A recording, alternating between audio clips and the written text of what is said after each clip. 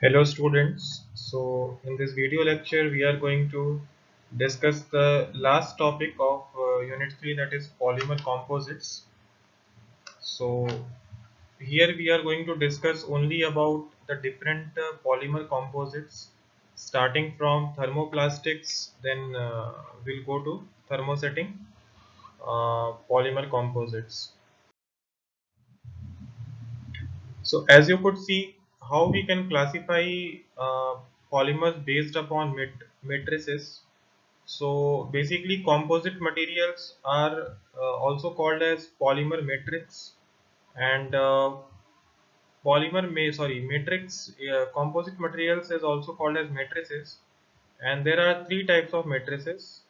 First is polymer matrix composite, second is metal matrix composite, and the uh, okay. So first is your polymer matrix, second is metal matrix, and the third one is ceramic matrix. Okay, so we are not going to discuss about metal matrix or ceramic matrix because this is not under the scope of the syllabus. So basically we are going to discuss only about the polymer matrix composites. Okay, so polymer composites are basically subdivided into three types. The first two are very important. So one first is thermosetting composites, and the second one is thermoplastic, and the third one is rubbery plastics. Okay. So in this lecture we are going to focus mainly upon thermosets and thermoplastics. Now, how can we define polymer matrix composites? Okay, so polymer matrix composite is defined as a material which consists of a polymer resin matrix combined with a fibrous reinforcing dispersed phase. Okay, now what do you understand by this definition? So basically, it is the meaning of this definition is that polymer matrix composite, which is also called as PMC, it is a material which consists of a polymer resin. Okay. Now this polymer resin may be a condensation polymer, it may be an additional polymer, which is basically combined with a fibrous reinforcing dispersed phase. Okay.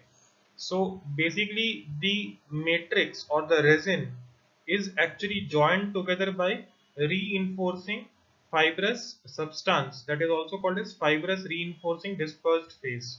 Okay, so in this manner uh, we get a very strong matrix or very strong composite. Okay, so basically these reinforcing substances helps us to bind the individual polymer chains together in a 3D structure. Okay, now these polymer matrix composites are very popular because numerous number of applications and due to their low cost and simple fabrication methods.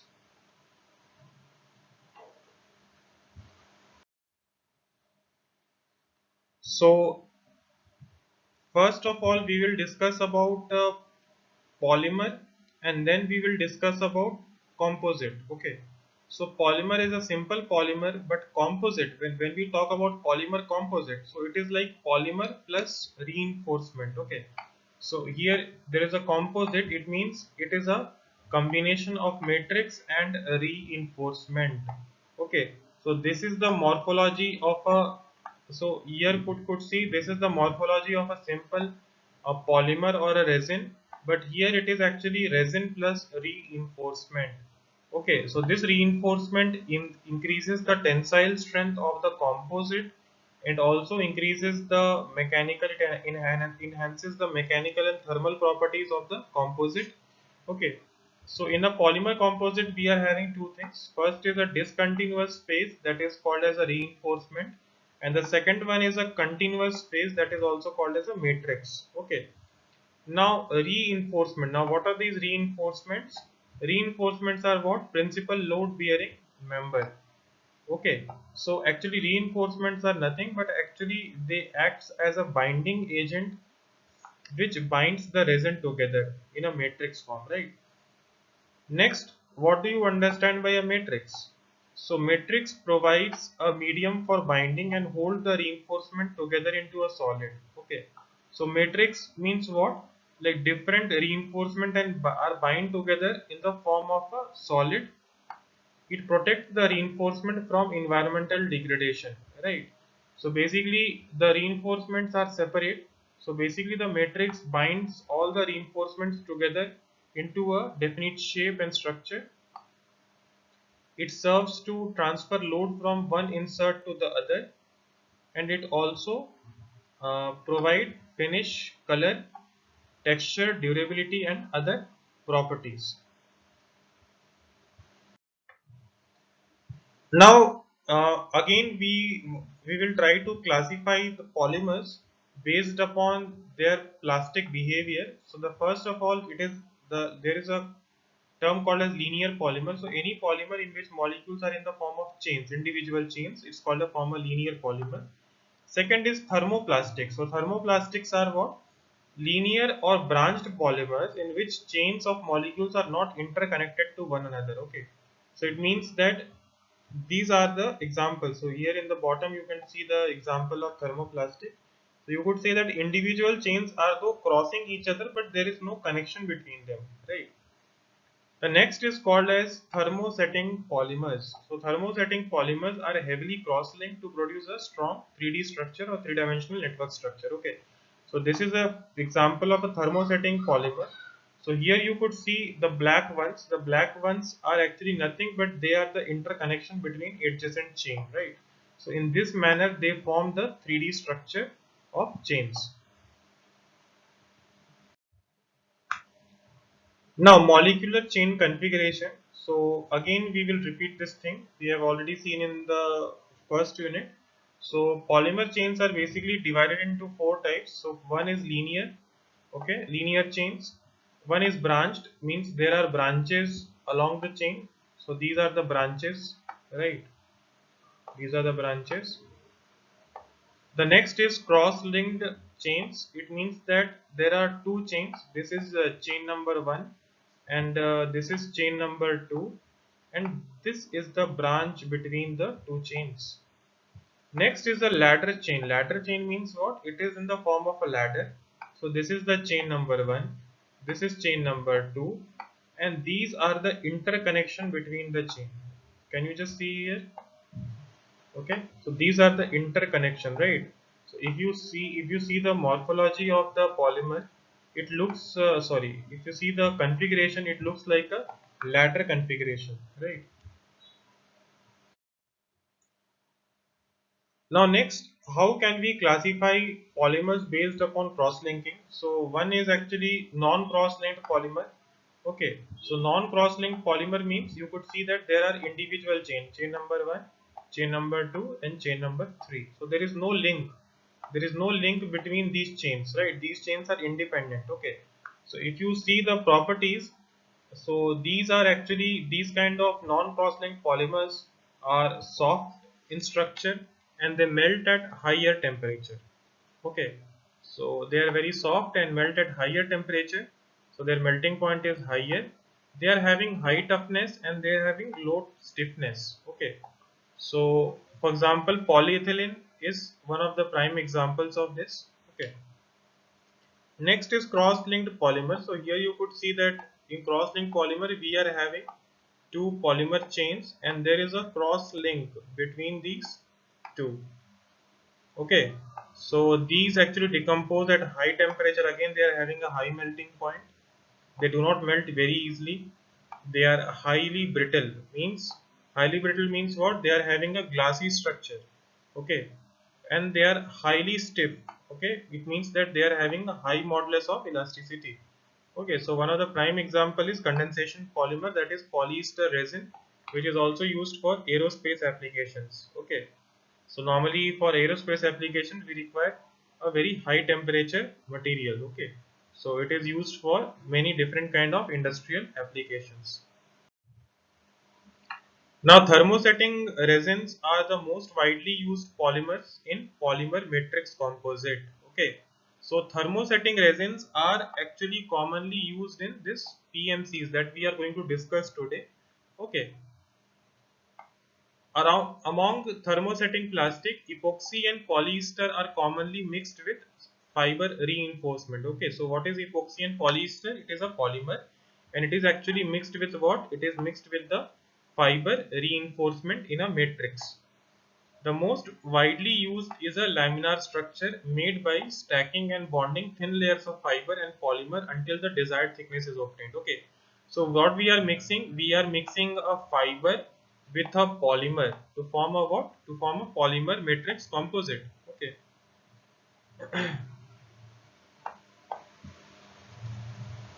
that's fine. So we are mixing fiber and polymer both to form a fiber, sorry, PMCs.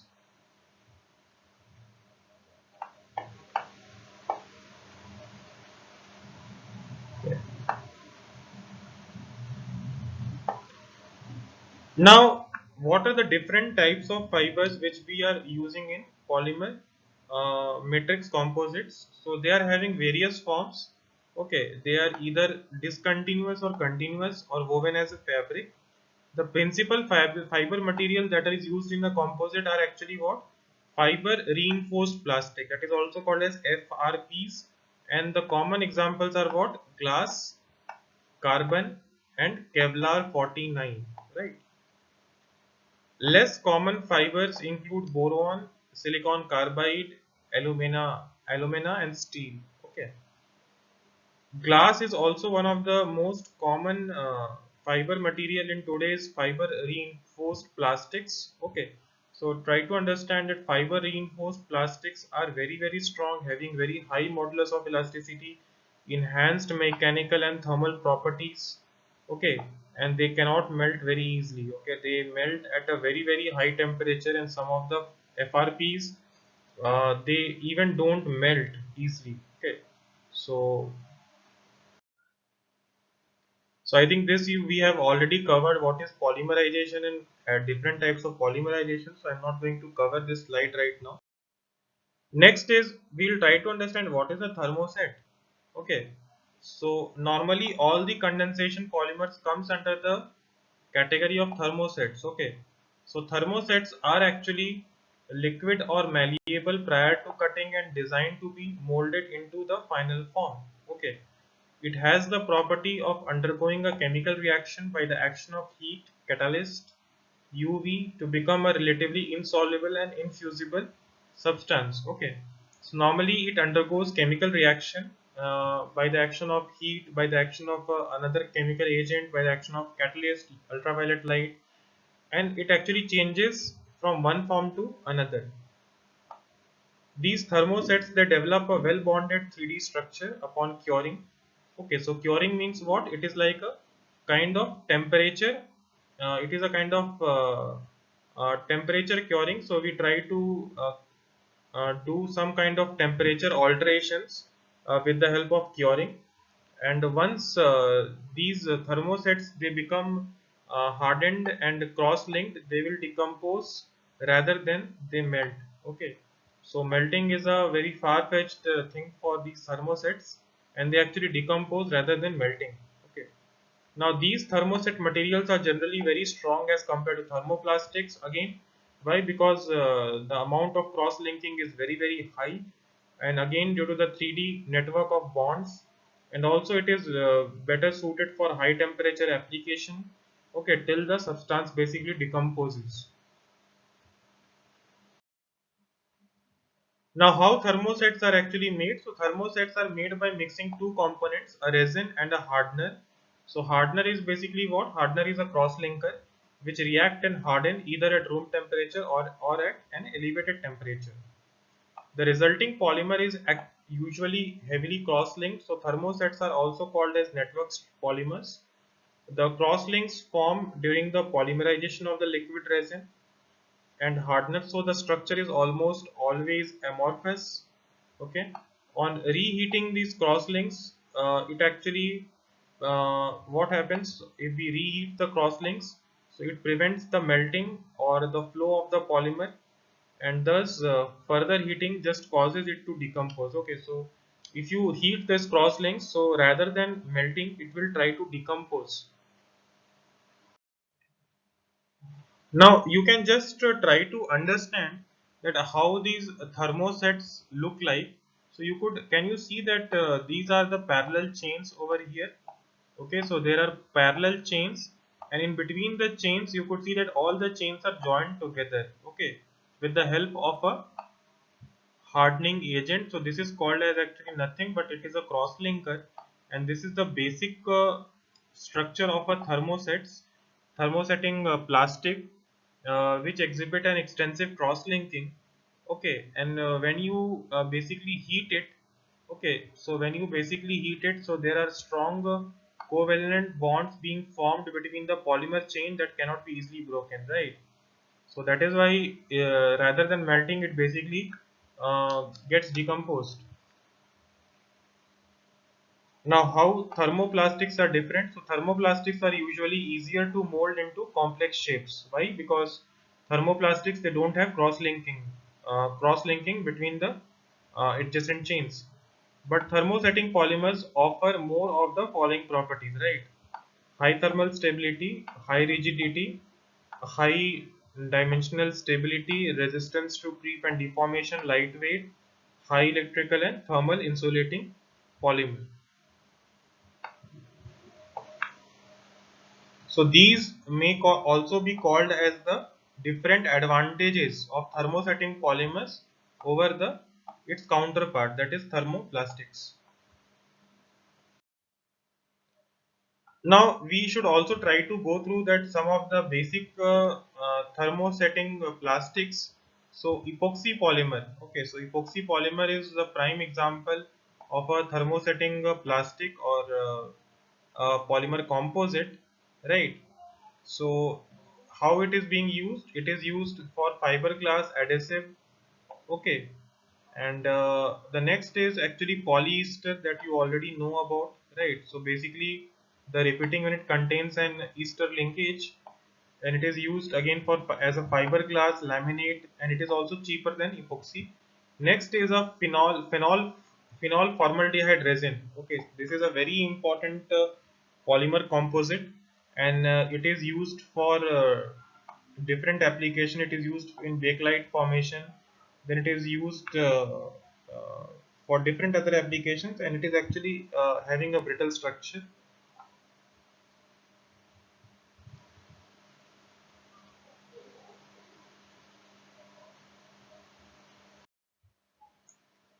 So you could see that how does a epoxy polymer looks like. So epoxy is a polymer that contains an epoxide group. Okay, so this is a epoxide group. Okay, so sorry. So this is an epoxide group. Just try to see it here. Okay, so there is a O linkage between two polymers. Okay, and this linkage is not in the main chain. It is along this. Okay, so this is called an epoxide linkage, COC. What are the characteristics of this epoxy? It exhibit better moisture resistance, better low shrinkage, and good adhesion with reinforcements. Now, what is a polyester? How we can define a polyester? So, polyester is actually a condensation polymer between a glycol and an unsaturated dibasic acid. It results in a polyester. This also contains a double bond between the carbon atoms. So, one of the prime examples is actually polyethylene terephthalate, which is formed by the reaction between terephthalic acid and ethylene glycol.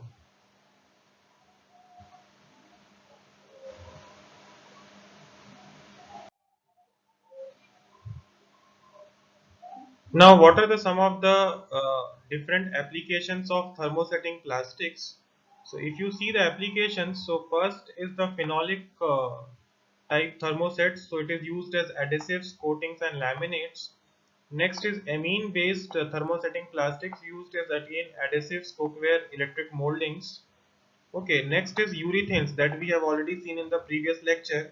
It is used as fibers, coatings, and it is used extensively for making foams and used for making insulating materials.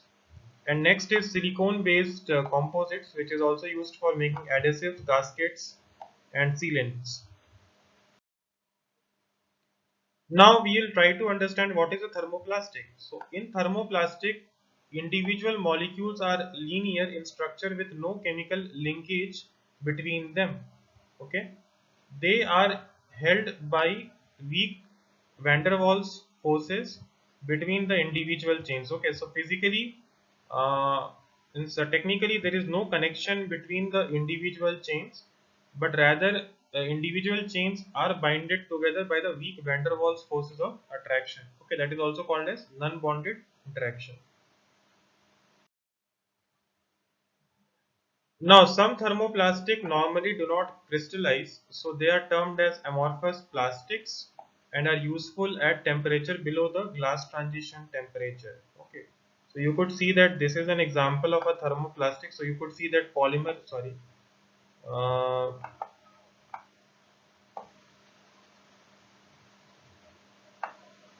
so you could see that chains are lying adjacent to each other and basically they are coiled up.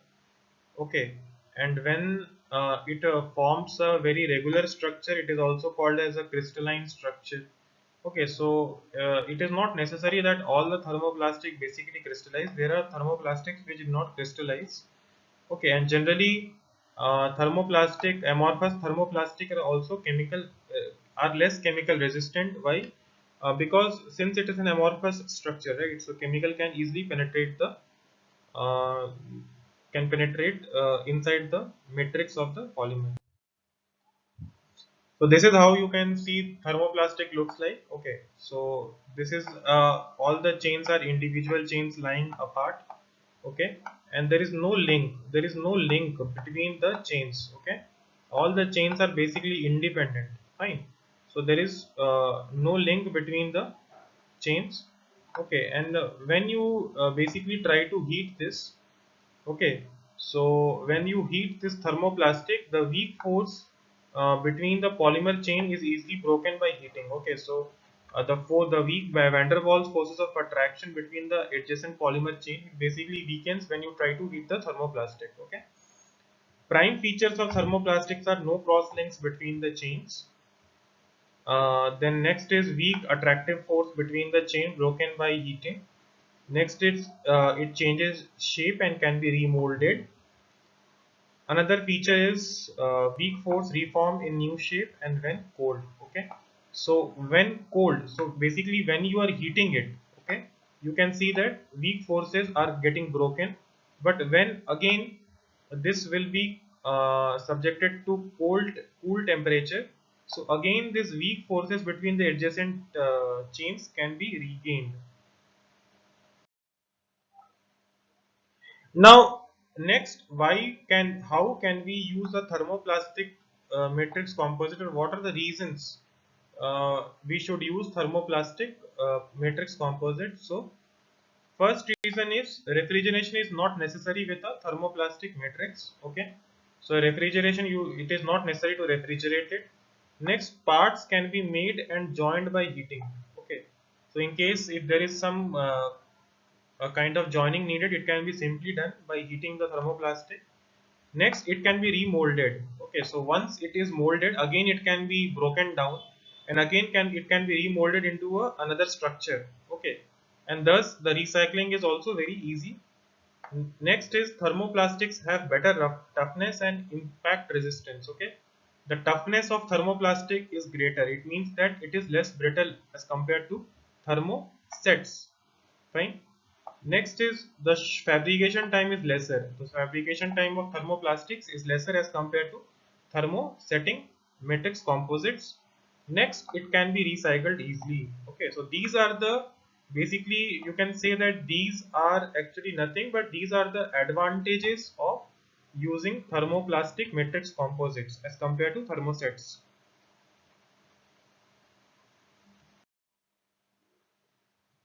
Now, what are some of the unique characteristics of thermoplastics? So, near to TG, that is glass transition temperature, the polymer material changes a hard solid to soft, tough solid over a temperature range around TG, that is glass transition.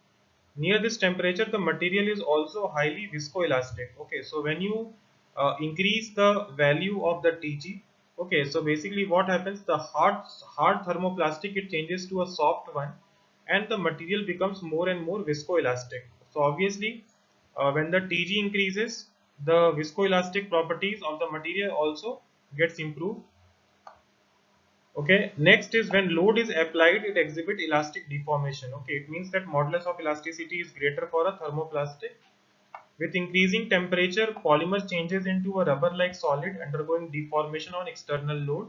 So when you increase temperature on a thermoplastic, so thermoplastic composite, so what will happen? It will undergo deformation on external load.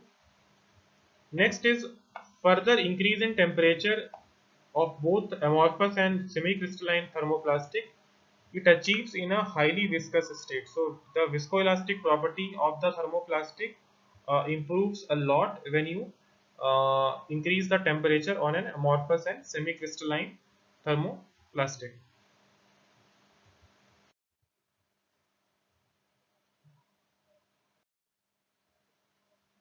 So these are some of the prime examples of a thermoplastic. Okay. So if you could see some of the prime examples of a thermoplastic, so these are actually polyethylene, then PP, polypropylene, then polytetrafluoroethylene, polystyrene, PVC, PMMA, that is polymethyl methacrylate, and nylon 66. Okay, so these are some of the prime examples of thermoplastic composites. And these basic structures you have already seen, right? So I think no need to recap this part.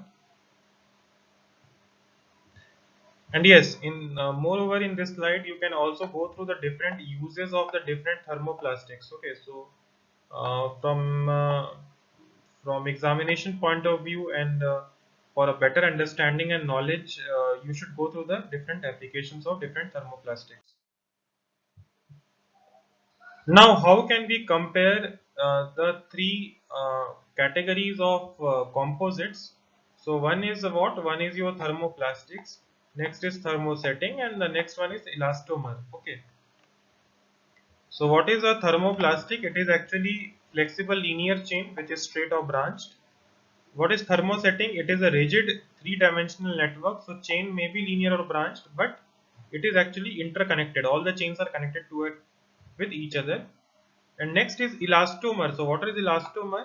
Elastomers are thermoplastics or lightly cross-linked thermosets, consist of spring-like molecules. So try to understand. In elastomers also cross-links are there, but actually it is lesser as compared to thermoplastics. Okay. So polyethylene is a prime example of thermoplastic. Polyurethane is a prime example of thermosetting resin.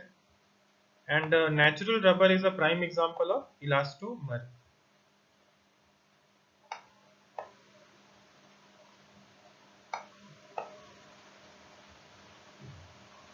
Okay.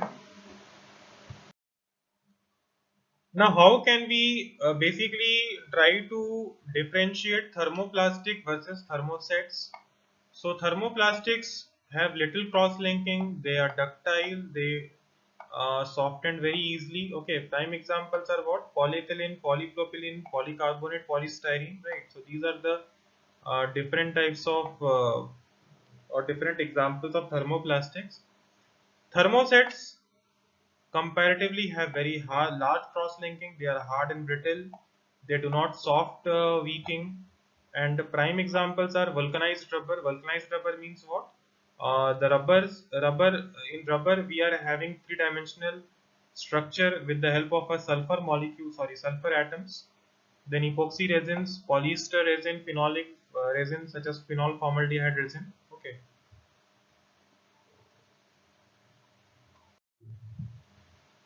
Now, what is the function of a matrix? Okay, why we call it as a polymer matrix composite? Because matrix holds the fibers together, it protects the fiber from external environment, it distributes the load evenly to each and every part of the fiber so that each and every part of the fiber get almost same amount of strain. Okay, it enhances transverse properties of a laminate.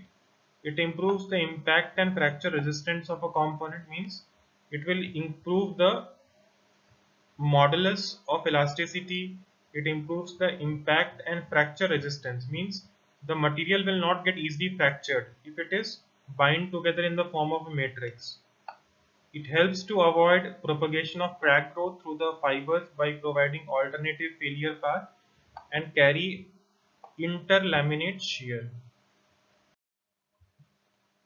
Now, what are the desired properties of a matrix? It reduces moisture absorption, low shrinkage,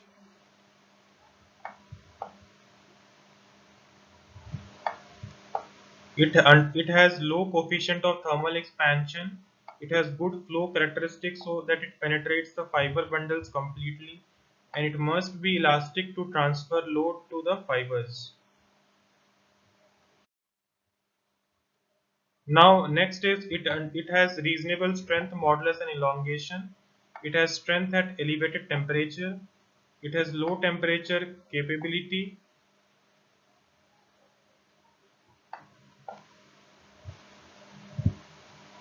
It has excellent chemical resistance. It should be easily processable. It it has dimensional stability.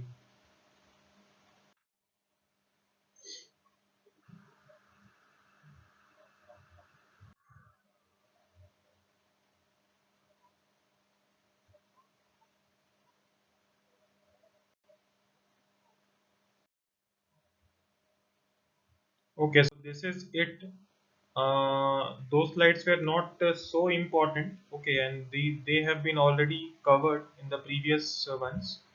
So in the last, we are going to discuss some of the basic limitations of polymer matrix composite. So first is they have low maximum working temperature. Okay, and they have a high coefficient of thermal expansion. They are sensitive to radiation and moisture, and they have processing temperature which are basically higher than those with thermosets. Okay, so try to understand that even though they are actually uh, used for many different kind of applications, but they are also subjected to these limitations. Okay, so this is it with unit 3. So with this our unit 3 is done, and in case you are having any question, so you can post it in the comment list in the uploaded lecture. Thank you.